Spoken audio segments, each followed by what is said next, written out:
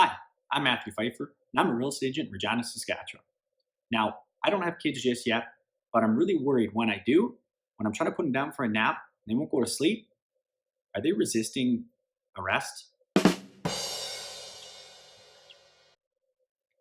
Hey guys, on today's episode, I'm going through the top 10 seller questions I get asked all the time. So if you're thinking about selling right now and you got a bunch of questions in your head, I'm going to get those answered for you.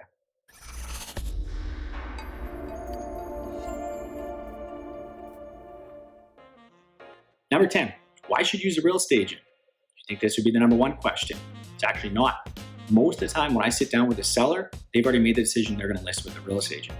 But if you haven't made that decision, I'm going to tell you why you should list with a real estate agent. In Canada, over 90% of the houses that are going to sell this year, they're going to sell in the MLS system. The MLS system is what real estate agents use to market your property. And once you're on the MLS system, you're also on Realtor.ca. Realtor.ca has the highest web traffic of any website pertaining to real estate in Canada. So much like Google, if you're not on the front page of Google, if you're not on Realtor.ca, your house isn't going to get found. An agent is also going to help you with things like what improvements do you need to make to the house before you list? How should you price it? What should be your strategy on your pricing? And then they're going to help you through all the negotiations and different agents and sellers and buyers negotiation style. They're going to make sure that you get the most money in your pocket for your house. Number 9, do I need to stage my house? Well, that depends. If your house is vacant right now, you're not living in it, it usually helps to have furniture in it. House with furniture in it really makes the house look better. People can see how everything would lay out, and they get the feeling like I could see myself living here. If you're already living in your house, you've got your furniture there, you're probably okay. You can declutter, move some things around, maybe some strategic staging. That's probably everything you're gonna need.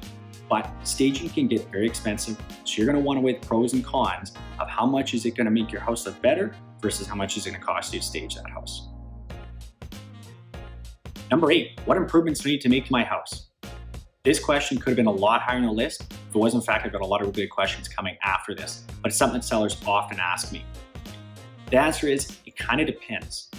A lot of times sellers say, should I change the flooring or should I change the paint? Should I change this and that? Usually I'm going to say no to that. Yes, tired old flooring or paint could really use some sprucing up. But if you've got decent flooring in there or paint in there, it's best to leave it because what you change it to might not be something the buyers appreciate and it's not going to add a lot of value in their minds. But what you want to do is make sure you've got any jobs, things around the house that were unfinished, get those done. Make sure the house shows well, doesn't have a long list of improvements that a buyer is going to have to worry about. As well, any defects that you can take care of those things. Again, if the buyer walks in and sees a bunch of things they feel they need to get done before they can move in, it's going to make it less appealing to them compared to a house that has a much shorter list of repairs. Number 7, limited dual agency, or in other areas of the country, this is known as double ending a deal. This is when one agent or an agent from the same company is representing both the buyers and the sellers. This is something that kind of gets a bad rap in the media recently because agents have taken advantage of situations in hot markets and acted improperly. This is a practice, though, that outlawed in some provinces is allowed in Saskatchewan. Where this is an advantage to you, though, is if your selling agent has buyers that are looking for a property like yours, if they cannot show their property, or agents from their company cannot show their property because of limited dual agency rules, it reduces the amount of buyers that can see your property and potentially purchase it.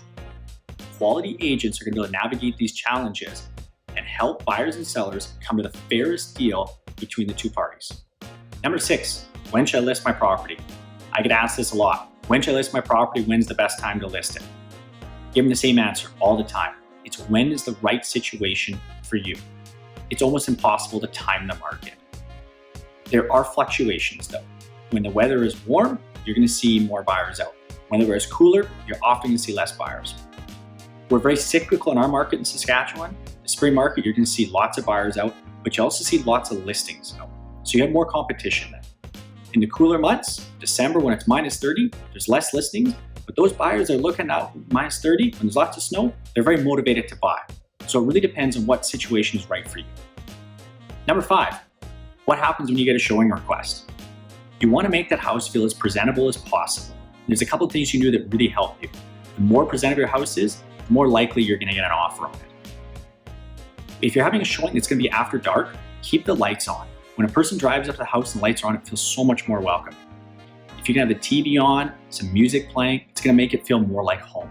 And I know this is gonna sound silly, but if you have something like baked goods or pastries that are out, it makes the house feel like home. I just had some buyers, we were going through a house, and they said to me, I don't know if it's because the house smells so good from the butter tarts, but this house feels like home. That's what you want. You want the buyers to envision themselves living in the house saying, this is home. Number 4, what happens when you get an offer? This is where the agent's professionalism, experience, and knowledge is gonna shine through. They're gonna sit you down and walk you through the details of the offer. What's the price that the buyers are offering? When do they want a possession of the house? And what inclusions are coming with the property? They're also gonna talk to you about what are the next steps. Do you accept that offer? Do you decline the offer? Or do you counter that offer? That experience and knowing how to negotiate those things is really gonna help. Every buyer and every buyer's agent has a different style of negotiating. An agent's experience knowing how to handle those different styles is gonna help you get the most money in your pocket. Number 3, how much are closing costs? So now we're in the top 3. These are some big important questions. I reached out across the country to ask some of my real estate friends what sellers incur in costs when they're selling their property. And I was actually surprised with the consistency of the answers. Legal fees was the only major fee that came up on that. That's about $1,000 to $1,500. Now, I'm not talking about real estate fees because I've got that in a later question. Some markets as well, they would do a home inspection and they would include that as part of their seller fees. Now, the other thing that you have to consider in this is your mortgage payout penalties. If you're selling your house before your mortgage term is up, there's usually a payout penalty associated with that. And it's usually a function of a certain number of months of interest or a flat fee. You want to talk to your mortgage broker about those fees before you go to sell. And when you first buy your house, you want to try to have a mortgage that's set up that allows you to break it if you need to sell that property. That's where a mortgage specialist is going to come in. Number 2, is it sold now? You finally got an offer accepted. Buyer's going to go through their conditional period now. So this is when they're going to do things like their home inspection and they're going to make sure all their financing is in order. There's going to be a condition removal date. They have to have this all done by. During that time though, you can and should continue to show the property because you can accept backup offers. The first buyers though, they may find things in the home inspection that they want to negotiate on. That's up for you to decide whether you want to negotiate on that or look at a potential backup offer that you've got. If though, all the conditions are satisfied to the buyer's satisfaction, they're going to remove their conditions. Once those conditions are removed, the house is a firm sale. You've got the house sold, you can sleep easy. Number 1, how much are real estate fees? This is by far the most asked question I get every single time I meet with sellers. And I reached out across the country to ask real estate friends of mine what real estate fees are in their respective markets. And of course, there's a variety of answers. I could do an entire video on this topic actually. But sellers, you've got a couple of different options. First option is a full service brokerage.